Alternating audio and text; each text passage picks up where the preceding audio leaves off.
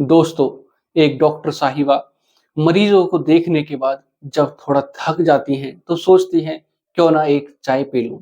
और जैसे ही वो सर्वेंट वाली बेल बजाती हैं, जो अटेंडेंस होता है उसको बुलाने के लिए बेल बजाती हैं, तब एक लड़का वहां पर जो हाजिर होता है।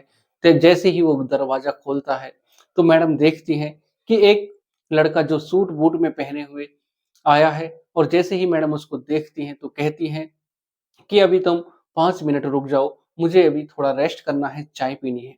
तब वो लड़का कहता है कि नहीं मैम, जिसके लिए आपने बेल बजाई है, मैं वही हूँ। आपने जो मुझको बुलाया है, आप जो भी आपको चाहिए मुझे बताइए, मैं आपकी सेवा में हाज़िर करूँगा।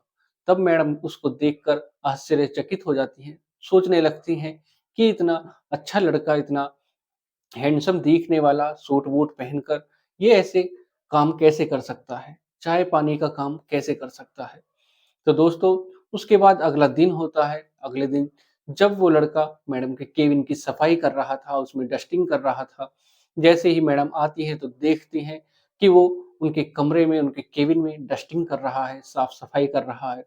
और उसके बाद जैसे ही वो मैडम को देखता है तो सीधा खड़ा हो जाता है और नज़रों को झुका लेता है और कहता है कि मैम, आपको किसी भी चीज़ की ज़रूरत हो, आप मुझे कहिएगा, मैं आपकी सेवा में उसे हाज़िर कर दूँगा। आप ही के लिए मैं यहाँ पर ड्यूटी कर रहा हूँ। तो उसके बाद कुछ दिन बीतते हैं, महीने बीतते हैं। उसके बाद एक दिन मैडम उसको अपने कमरे में बुलाती हैं और फिर जो होता है वो हैरान कर देने वाला होता है। तो दोस्तों, आज की जो कहानी है बहुत ही रोमांचक है, आपको आपका दिल खुश करने वाली है, इसलिए वीडियो को अंत तक ज़रूर देखें। अगर आपको वीडियो अच्छी लगे तो वीडियो को लाइक ज़रूर करें। दोस्तों, अगर आप मेरे चैनल पर पहली बार हैं, चैनल को सब्सक्राइब करें, वीडियो को लाइक करें, शेयर करें, कमेंट करें और बेल आइकन ज़रूर दबाएँ, जिससे कि मेरे आने वाली हर एक वीडियो आप तक पहुँच सके और आप इसी प्रकार हर दिन, हर रोज़ एक नई कहानी सुन सकें। तो दोस्तों, चलते हैं आज की इस कहानी की तरफ। नमस्कार दोस्तों, मैं अनुज आज आपके लिए जो कहानी लेकर आया हूँ, ये है अपने ही पड़ोसी जो देश है पाकिस्तान, उसकी। तो दोस्तों, पाकिस्तान में एक पंजाब प्रांत जिला है और जिसका नाम ओंकारा है और तहसील दीपालपुर है। दोस्तों, इसमें एक डॉक्टर साहिबा होती हैं, जो प्राइवेट हॉस्पिटल में जॉब कर रही हैं और सीनियर डॉक्टर होती हैं, जानी-मानी डॉक्टर होती हैं। उनका नाम होता है किश्वर साहिबा, डॉक्टर किश्वर साहिबा। एक दिन जब डॉक्टर साहिबा अपने केबिन में आती हैं, मरीजों को देखना शुरू कर देती हैं और जब वो देखते-देखते मरीजों को थक जाती हैं, करीब 1-2 बजे का टाइम हो जाता है, तो वो थक जाती हैं, सोचती हैं क्यों ना थोड़ा रेस्ट कर लूँ, उसके बाद आगे के मरीजों को देखूँगी। तो जब वो सोचती हैं क्यों ना एक चाय पी लूँ, तो दोस्तों उसके बाद जो डॉक्टर साहिबा होती हैं, वो बेल बजाती हैं और उसके बाद एक लड़का कमरे में प्रवेश करता है और जैसे ही मैडम उसको देखती हैं तो हैरान हो जाती है। जब वो लड़का अंदर कमरे में प्रवेश करता है, तो उस लड़के ने सूट पहन रखा था, सूट-वूट पहने हुए और वो कोट पैंट पहने हुए लड़का जैसे ही अंदर एंटर करता है, तो मैडम कहती हैं कि अभी तुम रुक जाओ 5 मिनट, मुझे थोड़ा रेस्ट करना है। डॉक्टर साहिबा सोचती हैं कि ये मरीज़ है जो देखने के लिए आया है, दिखाने के लिए आया है। शायद कोई वीआईपी मरीज़ होगा, पढ़ा-लिखा मरीज़ लग रहा है। तो जो लड़का होता है, वो कहता है कि नहीं मैम, जो जिस लिए आपने बेल बजाई है, मैं उसी के लिए हाज़िर हूँ।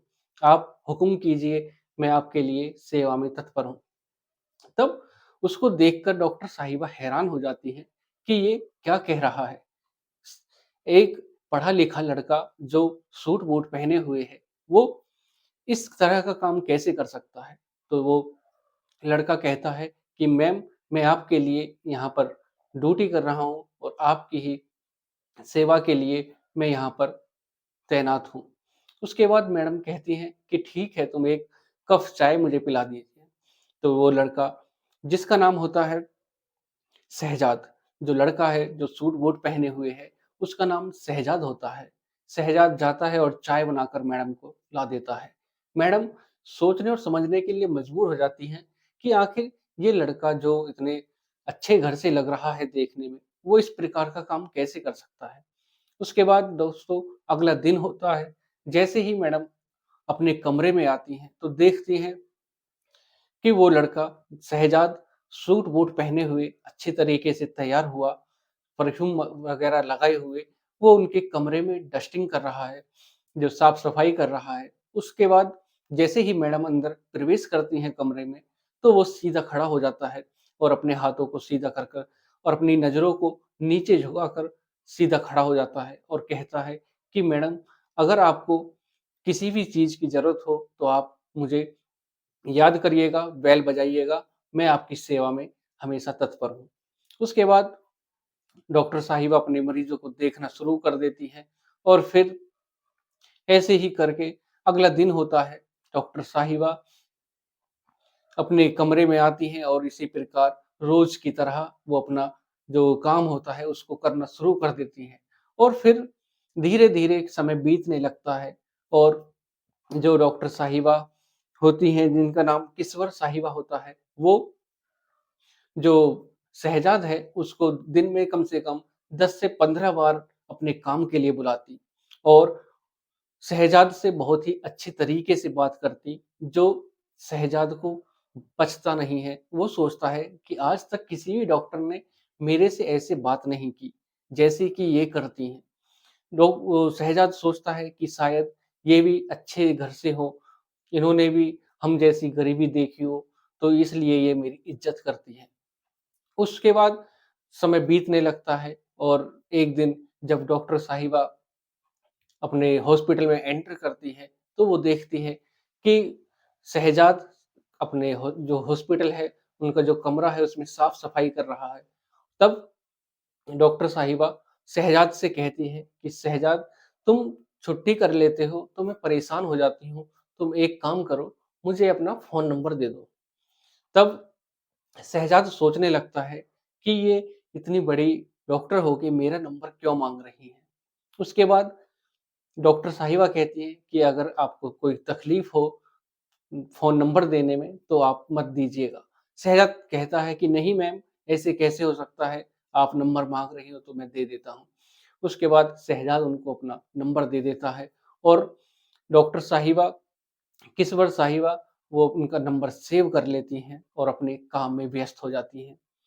समय बीतने लगता है, जब डॉक्टर साहिबा अपने घर जाती हैं, तो देखती हैं कि शहज़ाद ने स्टेटस लगाया हुआ है व्हाट्सएप पर, वो उसके स्टेटस को लाइक करती हैं और उसपे कमेंट भी करती हैं और फिर अगला दिन होता है, जब हॉस्पिटल में आती हैं, तो वो शहज़ाद से कहती हैं कि शहज़ाद मैंने तुम्हारा स्टेटस लाइक किया, कमेंट किया, परंतु तुमने कोई कम रिप्लाई नहीं दिया।